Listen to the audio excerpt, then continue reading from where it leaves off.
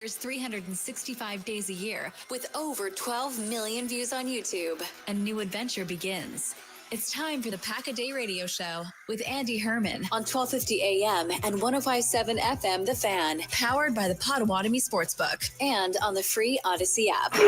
See what he does this time. Love from the pocket to the end zone, and Kraft has it for a Green Bay touchdown. Good morning, Packers Nation. Happy Tuesday. Welcome into the Pack-A-Day Radio Show. We are live from the 1250 AM and 1057 FM The Fan studios and powered by the Potawatomi Sportsbook. We have got a fun show for you today. Would love for you also to join the show. You can join us on the Nicolay Law Fan Talking text line 414-677-1250. You can also hit us up over on YouTube with all your questions and comments as well. We should have a ton of opportunity for those questions today, so make sure to get those in, and we will get to as many as we can through the course of today's show. Being a Packers fan is a blessed state of being. I think we can all agree with that.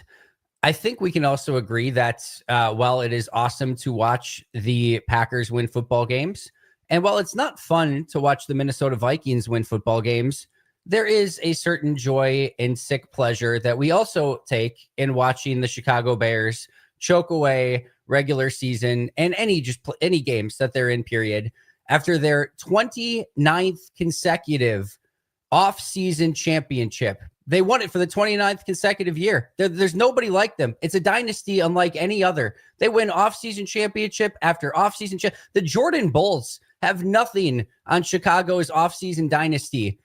But man, oh man, when it comes to regular season games, watching the Chicago Bears play and just choke away games, it is a very sweet thing.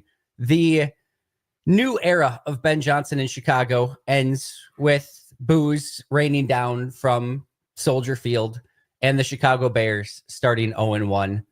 Tommy, welcome in, my friend. How are you doing on this semi-victory Tuesday as we got to see the Bears choke one away last night? See, Andy, I think this is actually the biggest age separation of us. This is what I think it is. I kind of wanted the Bears to win yesterday because I would love to see yesterday. I will say this. Neither one of those teams feared. I had no fear after that game. Oh, for sure. And then watching after week one. Maybe that's the best case scenario. It's neither team looks too impressive for the entire game. And the Packers were really the only team in the division that did look impressive throughout 4 quarters of a football game.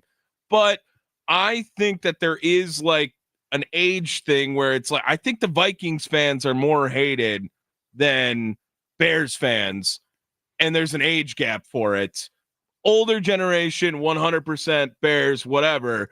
I grew up beating them every time we played them, so the rivalry didn't really feel like that, and Minnesota was always a tougher battle, and so I can't stand Vikings. So let's time out here for 1 second. Okay. We are actually in lockstep here on this. All right. So I'm in a very similar vein, right? There was obviously, the Bears got to a Super Bowl and they lost to the Colts. They, played Green Bay in the NFC Championship, obviously when Green Bay got there. But the Minnesota Vikings have been by far and away the bigger rival during my lifetime. There's no question. I mean, the Bears have been a minor blip in the radar for the vast majority of the time, right? So no, I would absolutely agree that the Vikings are, I think, the more despised franchise. I also think that when it comes to Packers Bears, while there is disdain and dislike and all of that, there is a slight mutual respect of we are rivals. This has gone on forever. Packers Bears means something.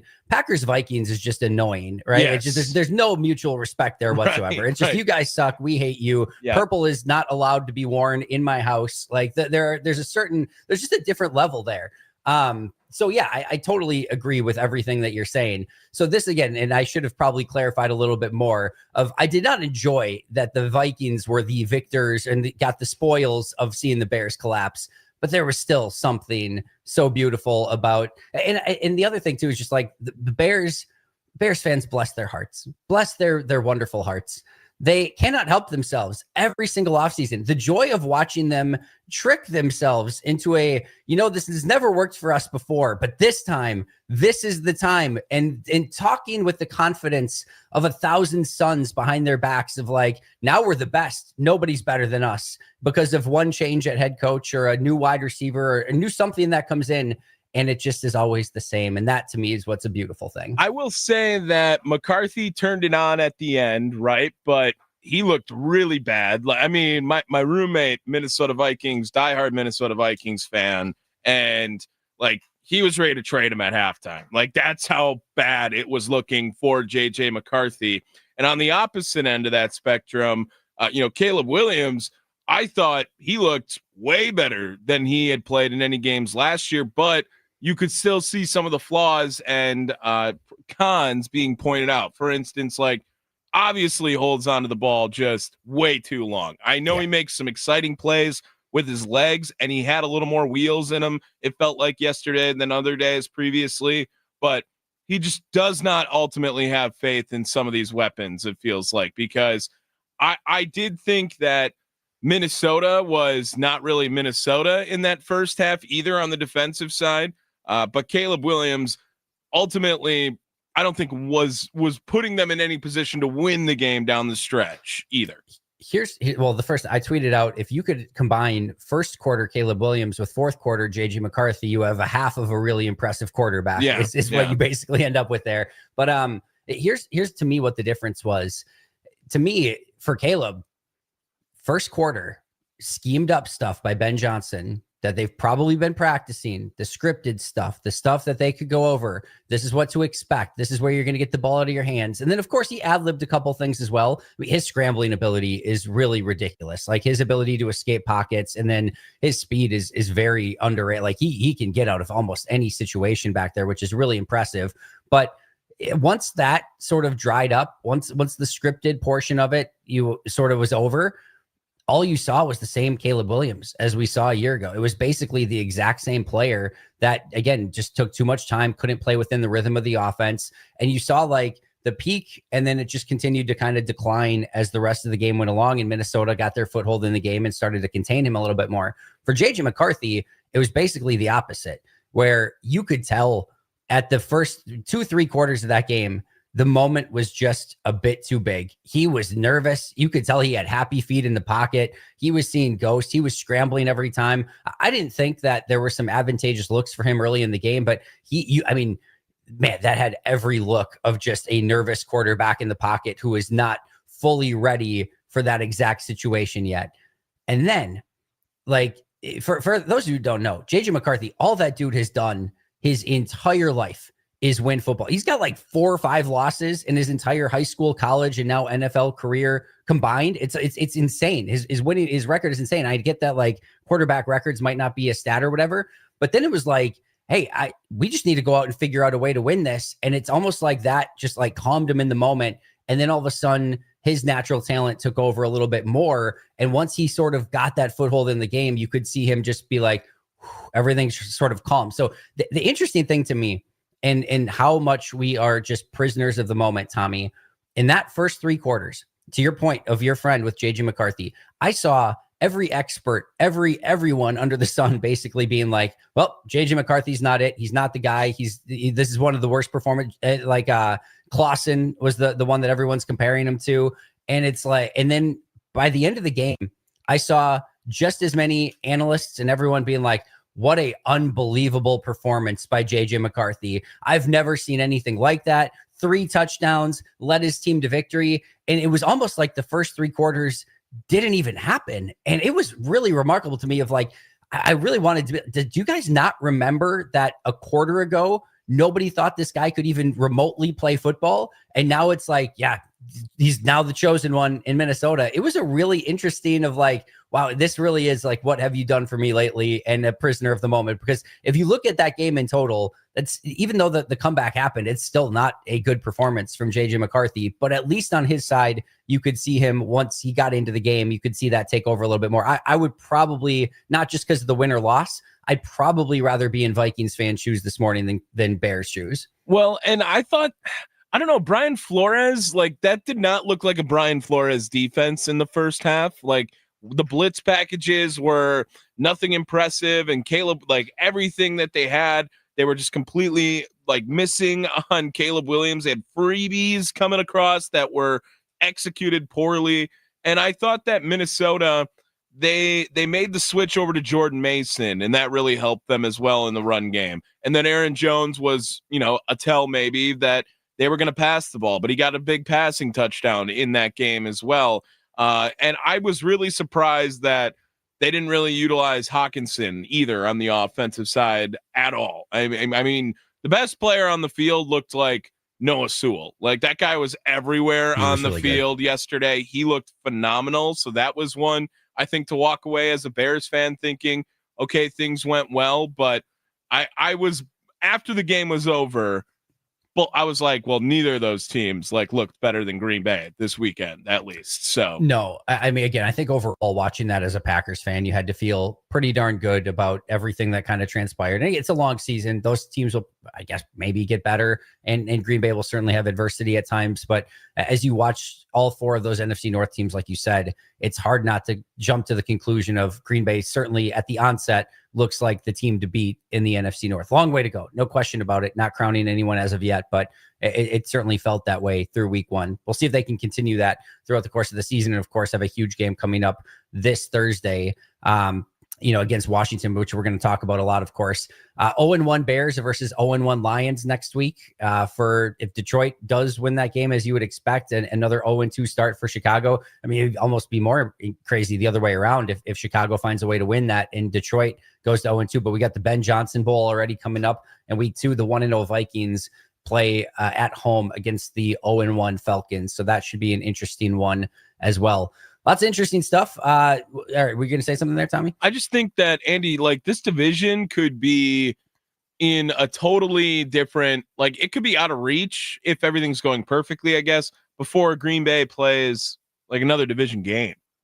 I mean, you're talking about November 23rd, the next time Green Bay plays anyone from the NFC North. This could be they're cannibalizing before Green Bay even has to do anything to help their own case in the division. I'm all for it. I am absolutely all for it. No question about it. We're right here live on the Pack-A-Day radio show, 1250 AM, 105.7 FM. This fan studio is powered by the Potawatomi Sports app. All right, I want to get to a couple statistics that have come out over the course of the last couple days about this Packers victory. The first two are very Micah Parsons centric. So the first one here is per NFL Pro, Jared Goff got rid of the ball more than a half second quicker, 2.8 seconds with Micah Parsons on the field than when he wasn't, when it was 3.36 seconds. A half a second difference from when Micah Parsons is on the field to when he's not on the field. That was felt too. That was something that was very big in the post-game show that I was talking about, where, it looked awesome when he was out there, but you could tell that the pass rush was significantly worse if he was not on the field. Unequivocally, and not only that, if you go back and watch it too, it wasn't just that that Micah was getting home. It wasn't just that he was drawing attention and other players were then able to get home. It was almost as if Jared Goff, that internal clock, it did inherently speed up because Micah Parsons was in the game. There is a fear factor that comes with Micah Parsons, and we've talked about, Tommy, there are going to be the tangible effects of Micah Parsons, the chase down sack that we saw, the pressure that led to an Evan Williams interception, the pressure that led to a sack by Rashawn Gary and LVN, those sort of things we're going to be able to see. We're going to be able to see the plays where he gets double and triple teamed, letting Rashawn Gary and LVN get one-on-one matchups on the other side. But there are going to be things that we can't even tell while we're watching the game, or even with a box score or PFF grades or anything like that, of ways that he impacts the game. A half a second to throw is a ridiculous time. Imagine you're a corner and you say, hey, you either have to defend for 2.8 seconds or 3.3. That extra half second as a corner in the NFL can be everything. The Evan Williams play, and I know we saw this one, obviously this is a little bit more tangible, but when Micah gets that immediate pressure, if Jared Goff has a normal time to throw, he's going to have vision on that safety in Evan Williams. He's not throwing that pass, But instead, he doesn't have the ability to check. He just sees the little slot play come open on a hitch, just rips the hitch because he sees Micah, and he doesn't even see Evan Williams screaming down into that space, ready to pick off the pass. Like, those things just change the entire calculus of the offense in a ridiculous way, not to mention all the game planning that has to go into it. And Tommy, we are not even remotely close to scratching the surface. He basically was just a situational pass rusher as a defensive end. We didn't even see him get to the double A gap stuff, playing off ball linebacker, moving all around the defense, being, there's just stuff that, we went through like 20 different things that you can, or ways that you could potentially use them. We've seen like 10% of it so far. It's scary for opposing offenses as like this continues to get better. Not to mention he's going to play more snaps. He's going to be closer to 100%. He is going to not, like, you can tell he has some rust right now. Oh, and you get Nate Hobbs back at some point too. Oh, and he went up against the best tackle he's going to face in the division probably too. Yeah. Like, I guess maybe Lane Johnson. Yeah, they're probably the only one in the conversation too when they play Philly. But I mean, my goodness, it's a really impressive just energy and intensity and tangible and intangible, everything that he brings to the field. Sometimes you get into these situations where you make a big transaction or something, and you can either be like, well, this is good, but is it going to live up to the hype, or does it really impact that much? Man, we are one game in where he barely even played a full helping of snaps, and the impact was felt in a significant way. The other one here, this was from Dan Orlovsky. That first tweet, by the way, was from Zach Cruz from the Packers Wire. This one's from Dan Orlovsky. He said, impact on the 29 snaps that Micah Parsons played, the Packers sacked Jared Goff 3 times and permitted 2.4 yards per play. 2.4. That we are not talking a 8-play sample size from Micah. On 29 plays, Detroit averaged 2.4 yards per play when Micah was in the game, and their longest play while he was in was 16 yards. I mean, talk about, and the funny thing is, first of all, thank you, Jerry. We appreciate you. Your services do not go unnoticed. Huge fan, by the way. In fact, if you have any money left over, want to purchase like Minnesota, Detroit, anything like that, by all means, like, I think you should be owning more teams at this point. That was awesome. We appreciate you sending Micah over. But again, the impact that he makes immediately, and just the difference on defense. And you could tell it, by the way, it wasn't just Green Bay that was impacted. You could tell the difference in Dallas too. I know it was one game. I know Philly's really good, but you could very clearly feel a Micah Parsons size absence going back to that Cowboys game from last year.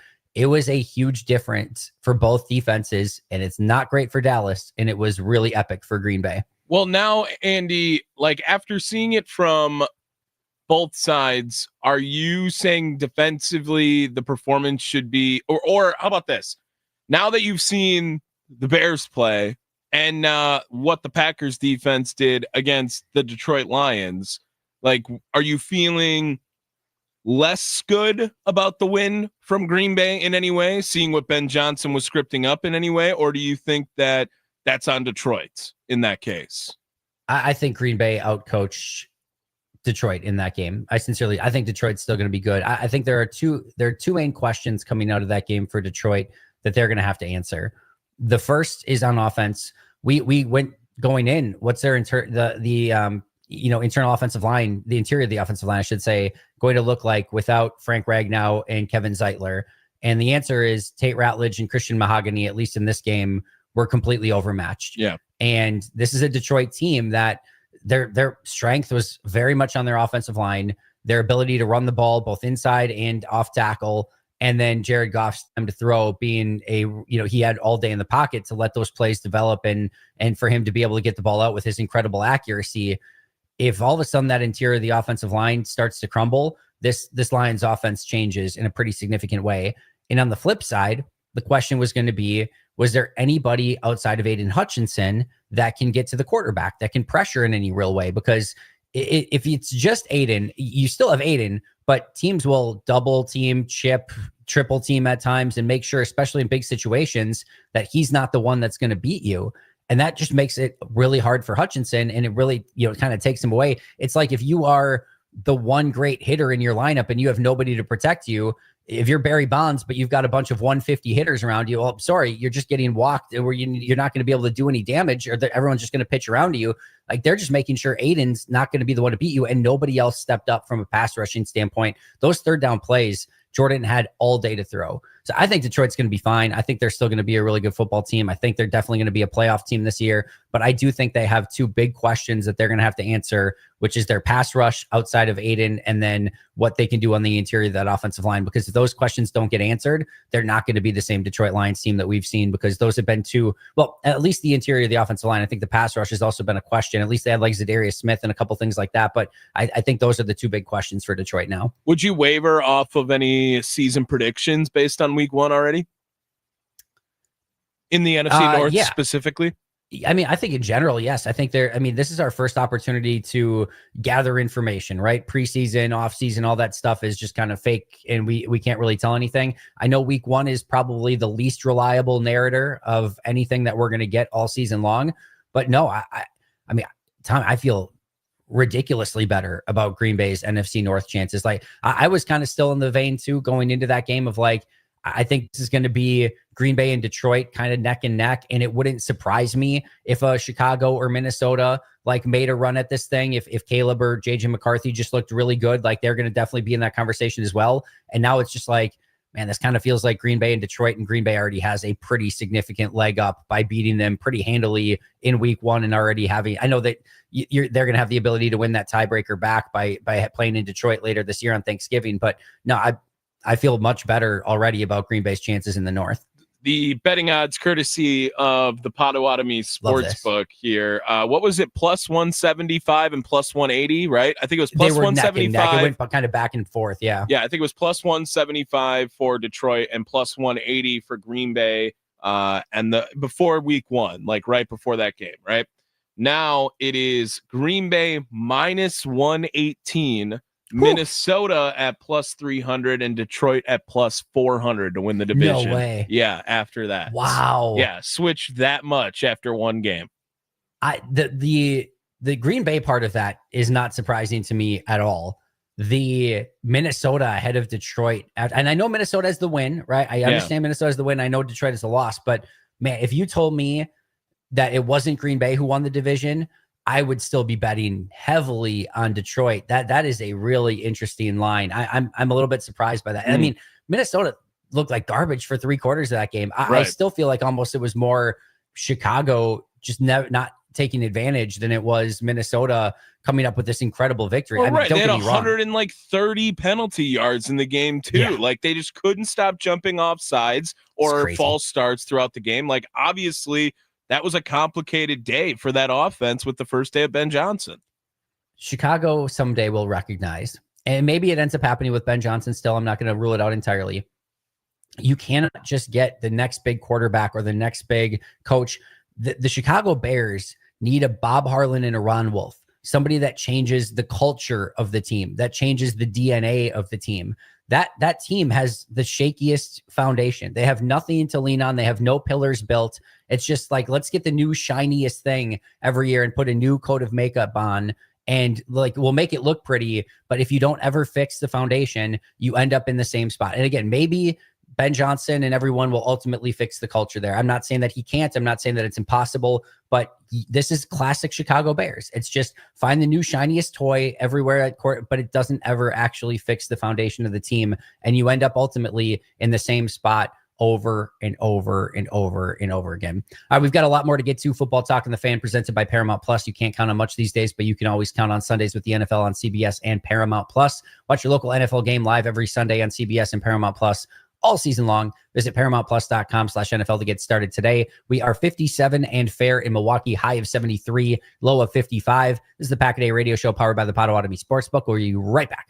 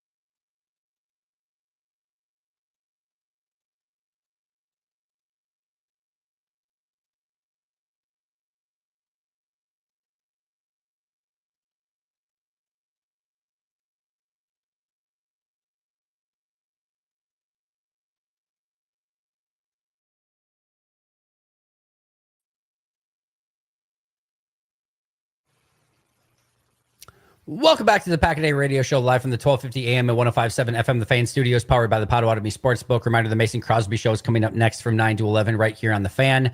And joining us out of nowhere on the Fan Guest Hotline, powered by Gruber Law, is the one and only Jacob Westendorf, Pack a Day Podcast, Packers on SI. You can find him on social media at Jacob Westendorf. Jacob, it is great to be chatting with you, my friend. How are you doing? Yeah, good to be back. Quite the weekend if you're a Packers fan. Minnesota and Chicago don't look so great. Kind of a rock fight last night, and the Packers were dominant, I think is the word that they used a bunch. So it's a good start to the regular season. I want to talk primarily Packers, but I know you're a Michigan guy. I'm sure you were watching with a little bit of eager anticipation to see how J.J. McCarthy was going to look in his first game for a variety of different reasons. Obviously, a pretty shaky first three quarters, followed up by a pretty epic fourth quarter. What was your overall takeaway from McCarthy last night? Yeah, it is a internal conflict for sure, because I want him to do well, or I feel those feelings about his days from wearing the winged helmet in college, but at the same time, I don't want him to play well for the Minnesota Vikings for obvious reasons. So it was everything he did last night. The pick six was surprising, I guess, just because he never made decisions quite like that in college. And that was about as bad as it could possibly get. But it was a bit of a reminder, I guess, not to end a guy's career after 2 quarters of a football game, and watching him rise to the occasion on the road in the fourth quarter in spots like this. Is a guy who won the first game in Columbus that Michigan had won in 20-something years. Like, this is none of that stuff is surprising. Again, maybe physically he won't ever fully hack it, but from a intangible standpoint and the mental side of things and everything like that, and you can see the way the team kind of rallied around him as well. All of that stuff is stuff that you heard about a bunch when he was in college. So it's interesting. I'm interested to see how Minnesota bounces forward, I guess, and then how Chicago bounces back against Detroit this weekend, because both of those teams are coming off games where not a great taste in their mouths. No, certainly not. And the thing about McCarthy, 36-2 in high school, 27-1 in college, now 1-0 in the NFL. And I'm sure that's that winning percentage is gonna take a hit over time in the NFL. But he just does know how to win football games. So we'll give him certainly credit for that. And he showed that a little bit as well. I thought he was a little, like, the moment was a little bit too big until it wasn't. And then some of the stuff that you would normally expect from him, I think, took over a little bit more in that fourth quarter. How did your view of the NFC North change over week one, if it did at all? I don't want to say drastically, but I mean, I think that over one game, like through one game, and again, everything is rose-colored glasses. Week one can lie to you, all those things that we say after week one, right? But it feels like the Packers are a cut above everyone else. You know, of the groups that played and everybody that was on the field this week, Green Bay's defense was the one unit between the 4 teams that I think was truly dominant against an opponent that has a offense that I know Detroit was breaking in new coordinators and some new offensive linemen and everything like that. But that is largely the same offense that went up and down the field. You're going, Andy, you were there. You watched, I mean, Edgerrin Cooper, Quay Walker, this defensive line, this Packers front seven really does have the makings of a truly dominant group. And I'm really eager to see this test that they have coming up on Thursday with Jaden Daniels, because that's the difference there is Jared Goff is not as talented as Daniels, and Daniels has that capability of being an upper echelon quarterback. But the rest of the group, Chicago, Caleb Williams looks like the Caleb Williams from, his rookie season. Some spectacular stuff and a lot of stuff. They scored 3 points on offense before being down by 10 points after an opening drive. So I don't want to call it garbage time, but pretty close to by the time they scored their second touchdown of the game. As it turns out, Ben Johnson didn't reinvent the NFL, and at least through one game, there's some question marks there. Minnesota, I just said all those things, but it was a clunky start for them before they kind of found their footing. I think their defense is still going to be very good when it's all said and done, but Detroit, Chicago, I think there's some questions that both of those teams need to answer. In Minnesota, the reality still is J.J. McCarthy is, all intents and purposes, a rookie quarterback. So if you're a Packers fan right now, you got to be feeling really good about your chances of winning this division for the first time since 2021. Yeah, I think so too. I certainly put him in that category right now. But like you said, we're just not crowning anyone yet. There's a lot of ball game left, a lot of football game to be played, and we're going to find out a lot more about Green Bay this upcoming Thursday against Washington as well. We're being joined by Jacob Westendorf, Pack a Day Podcast, Packers on SI. You can find him on social media at Jacob Westendorf. One of the things I want to talk about offensively for Green Bay, Jacob, is the target share, because this was, I think, a little bit of what we expected, a lot of spreading the wealth around. But in this game, you had the leading receiver from a reception standpoint is Jaden Reed with 3 receptions. From a yardage standpoint, it's Romeo Doubs with 68 yards. Tucker Kraft and Jaden Reed both got touchdowns. From a target share, Reed got 5 targets. Kraft and Doubs got 4. Then you had Wicks and Golden each with 2, and Jacobs, Musgrave, Brooks, Fitzpatrick, and Savion Williams all with 1. Did anything stand out to you? Is this what you expected? And do they need to change anything up, or is this the same sort of formula you would expect moving forward? I think it's just the way Matt LaFleur kind of wants to design his offense. As he's talked about, he made that funny line last year where he talked about the number 1 receiver and that line making him want to throw up. But I think that there's some truth to that, because Green Bay doesn't have there is no Justin Jefferson or Jamar Chase or anything like that. But, there's packages, there's personnel groupings and everything to where, Matthew Golden as a rookie, he's a smaller guy. He might struggle a little bit as far as blocking in the run game, for example. So I know there's one clip. He'll be fine. He has the want to and everything like that. But I think as far as the way Green Bay wants to play offense, I think that really is just the way they want to do it. They want to make you pick your poison on the offensive side of the ball. And, the Packers, some of the best offenses they had were ones that can make you do that. Now, of course, the group that ended up on the cover of Sports Illustrated years ago, that group was special. But even still, the team that won the Super Bowl, Greg Jennings was kind of your lead dog, but they had 3 or 4 other guys at least that could really hurt you in that passing game. In Green Bay, this team, again, none of these guys have established themselves as stars. I know Matthew Golden, we're all excited about him as a first-round pick and coming off of a strong training camp, but Jaden Reed is a little dinged up. Romeo Doubs is steady Eddie consistent, made the biggest play of the game on Sunday afternoon. So I think this is the way they're going to do things, and I think that's perfectly fine. At some point you may have to find some consistency with the guys on the field just so, hey, we're in 2 minutes and we got to go down the field and score and try and win the game. These guys are now in a rhythm. They know what Jordan Love's doing. They know what everything's going on in that given point. But I don't personally have a problem with the way that with those things are going. No, I think that's totally fair, and I think that's well said. We're being joined by Jacob Westendorf, Pack-A-Day Podcast, Packers on SI. Find him, again, at Jacob Westendorf on social media. Is there anything that gave you anything like that coming out of this game? Obviously, a lot of really positive stuff that took place, but was there any as we start in week 2?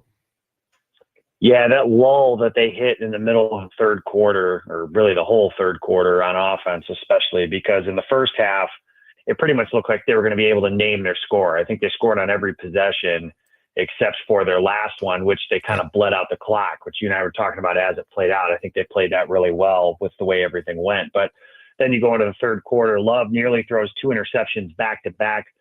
I know some people are giving him credit for saying that he saw the flag. I'm not going to do that just because I don't know if that's true or not. And if it is, then, great for him. But either way, you don't score in the third quarter. You try and establish your run game with 3 runs and then a punt.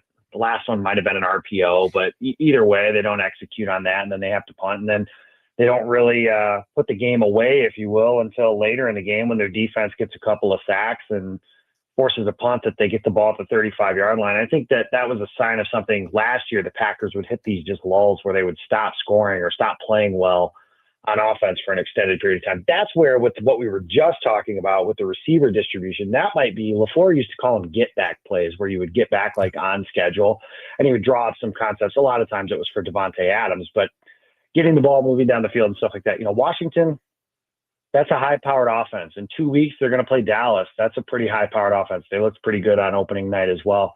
They'll play the Bengals after that. They've got plenty of backs and receivers and quarterback that can throw the ball all over the field. At some point, the defense is going to give up some points, just the nature of business in the NFL. I just wonder, can the Packers avoid one of those lulls that cost them a game, and can they go score for score if they have to? They have the talent to do that, but can they execute like that consistently? Yeah, I think that's a fair assessment. And that just kind of brings us to the conversation there about Jordan Love. How would you evaluate him in totality in this year? So for me, he had 2 misses. He had the miss to Jaden Reed that was behind him on the RPO. He had the miss to Tucker Kraft on the one early in the game on the deep corner route where he just overcooked it by about 10 yards on that particular play. And then, like you said, he had the 2 turnover-worthy plays, the potential interceptions, one that was called back, and then the one that the linebacker just dropped, Anzalone just dropped on that particular play.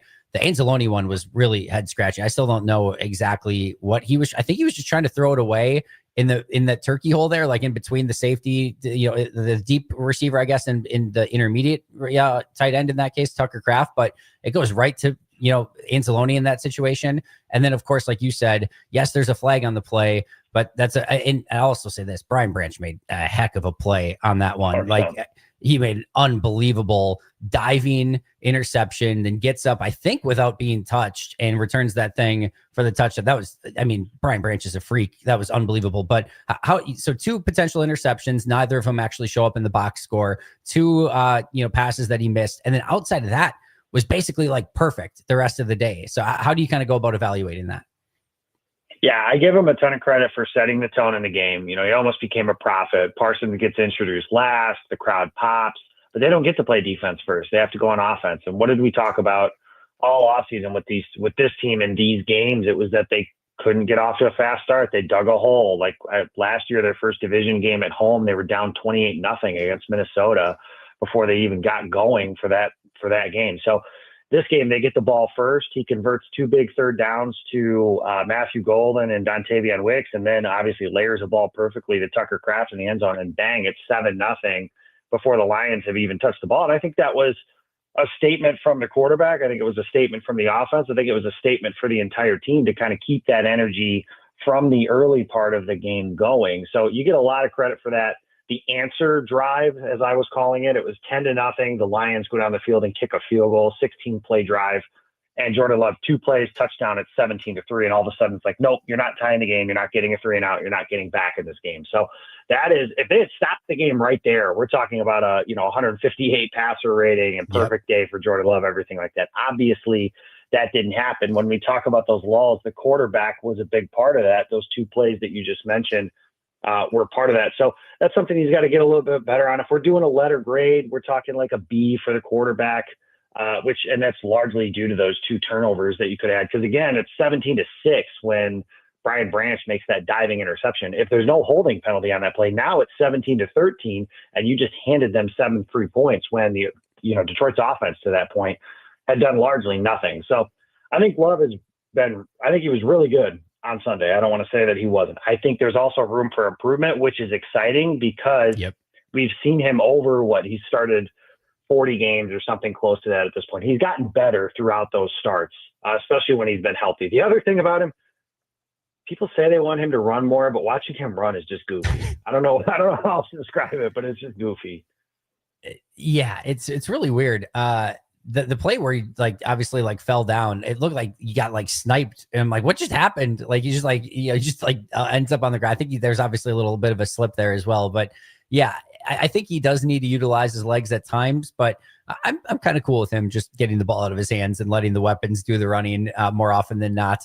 But yeah, I'm right there with you, and we evaluate Jordan the same way. And I know some people might be thinking, well, you're being nitpicky. He didn't have any interceptions in the game, and they won easily.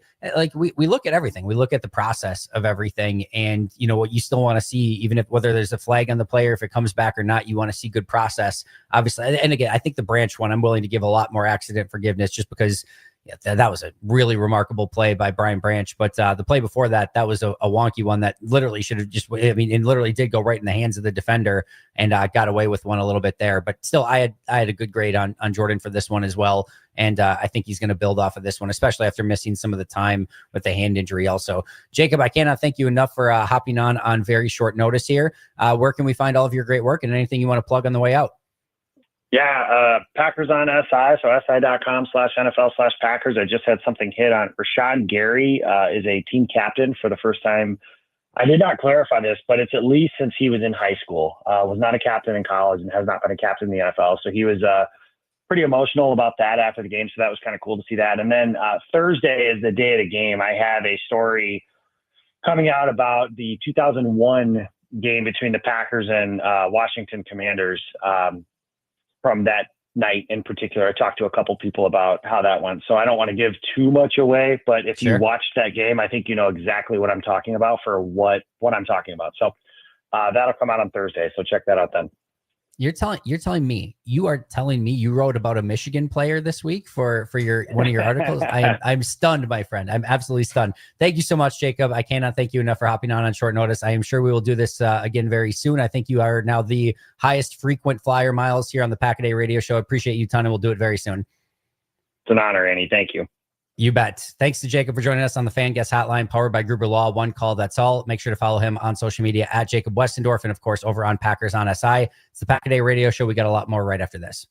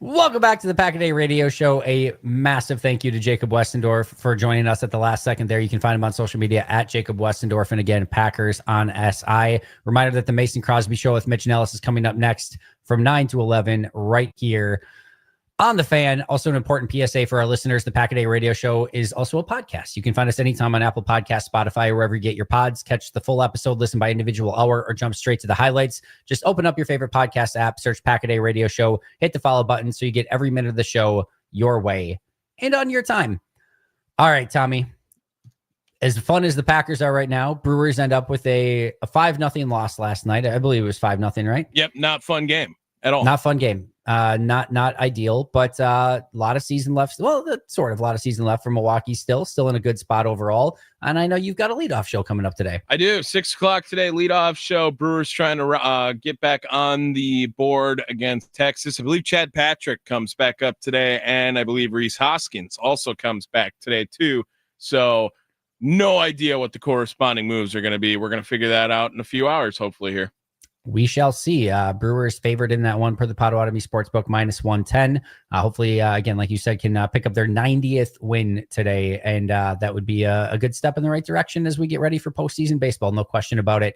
It's I'm not going to lie, Tommy. It's a little bit hard right now. Like they see him with all the stuff that's going on in the NFL and the Packers and everything.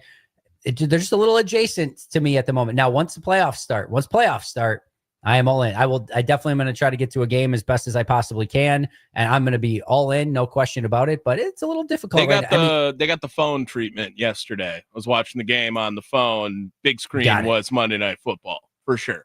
Man, football is just. I mean, just for a second. I mean, let's talk about a great Thursday night game, a great Friday night game.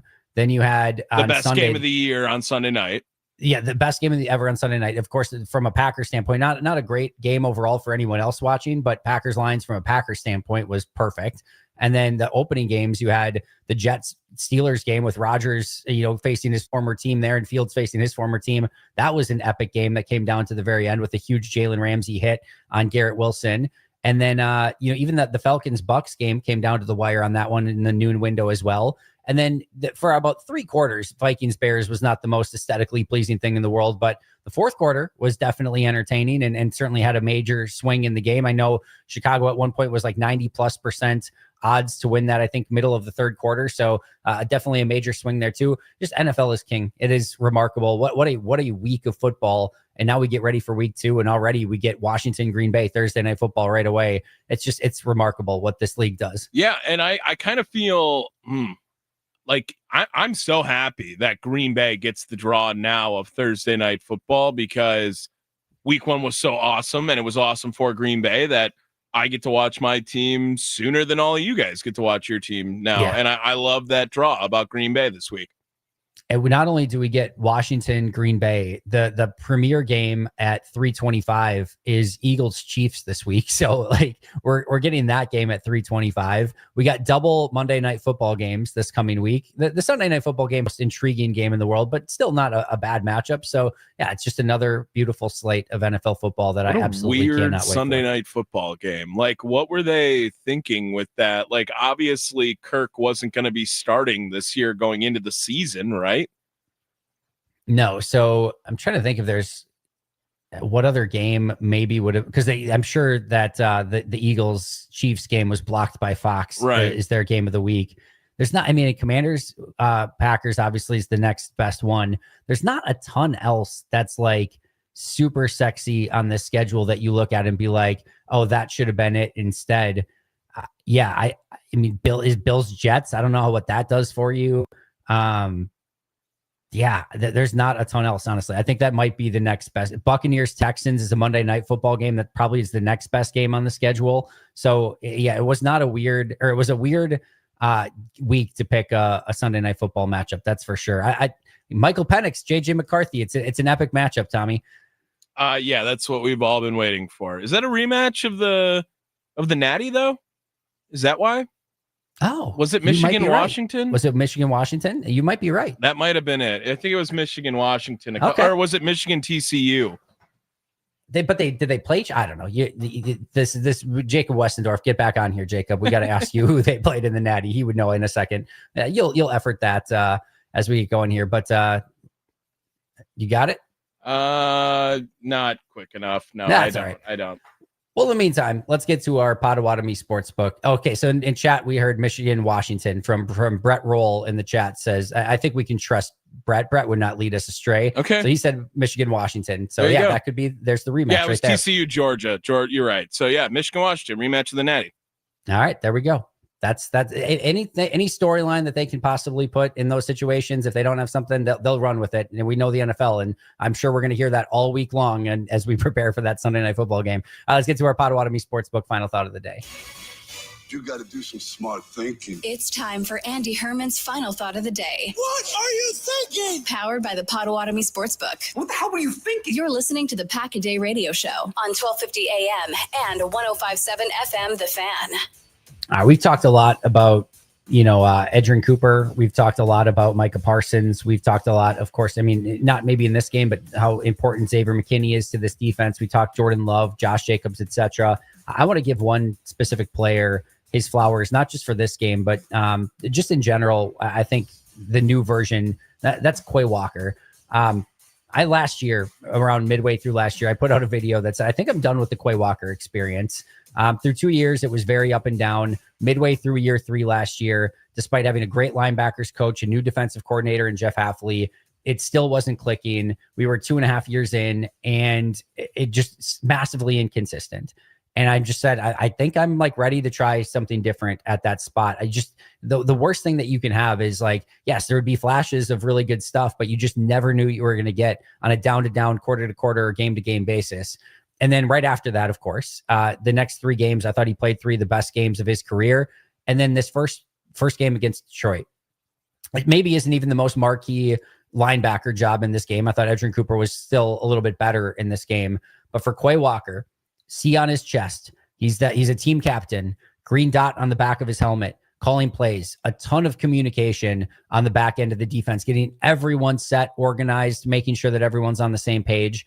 And then to also go out and play really great football on the field, making plays on Jahmyr Gibbs in the run game, being sideline to sideline, making some of those plays on those checkdowns to Gibbs as well. For those who don't know, Gibbs set a NFL record for the fewest receiving yards ever on 10 catches, the fewest receiving yards ever by having 10 catches or more. And that was a huge part of Quay Walker and Edgerrin Cooper and what they were able to do on that second level. I thought Quay was really, really good. I think he continues to play better. And I'll just end with this.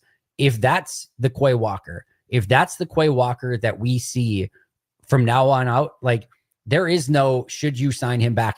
You open the credit card and you figure out a way to get him back, because that linebacker core looked really, really fun, really fast, really exciting. And now I'm excited to watch Edgerrin and Quay together for the rest of the season and what they can do on that second level. I think that's a tandem that, again, if this is the Quay that we get week in and week out, I don't think you want to move on from that. I know Tyron Hopper is exciting and potentially an up-and-coming player. You still have Isaiah McDuffie there. You could potentially go out and draft somebody, but if that's the Quay that you get, I want to keep that Quay in-house, and I don't want to see him go to any other team. No, I thought the same thing. I just think that he plays off of Edgerrin Cooper very well. And on top of it, if we're just trying to make the most athletic and fastest defense like Green Bay has done at every other position, Quay Walker fits the mold, Andy.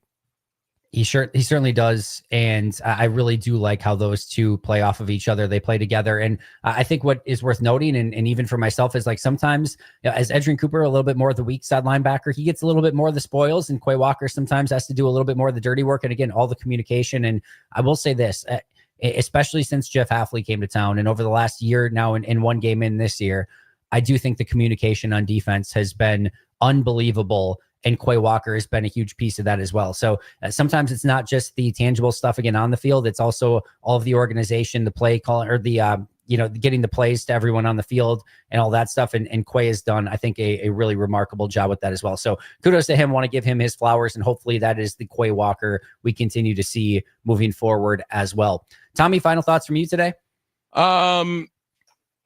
I think the Packers are just way better than everyone in their division this year. I really do. I'm not impressed. You crowning them? You crowning them? Yeah, I might be crowning them. I might be week one crown from Tommy Ward's giving it out. Mm-hmm. Yeah, and I'm also going to say that my take of every NFC North team makes a playoff makes the playoffs this year. Not great. I think you could subtract 3. I think you might be able to take all 3 of the other teams away after 1 week. Okay. Yeah. Where I'm at. It'll be interesting. I'm still stunned, by the way, but that stat that you said that Minnesota is now the second most likely team to win the division over Detroit. I'm very intrigued now. We'll see what Detroit's got against Chicago this week in a Ben Johnson Bowl. We'll see. That should be a very intriguing one, I think, in the noon window coming up this week. All right. Thank you to Tommy. Thank you to Jacob Westendorf also for joining us last moment. Really appreciate him a ton. Stay tuned for the Mason Crosby Show coming up next 9 to 11 right here on The Fan. Pack-A-Day Podcast, 365 days a year, wherever you get your favorite podcast. Make sure to check us out over there as well. Tomorrow we are going to be back with Jason Hirschhorn. You're not going to want to miss it. This has been the Pack-A-Day Radio Show. Enjoy your Tuesday, and of course, go Pack Go.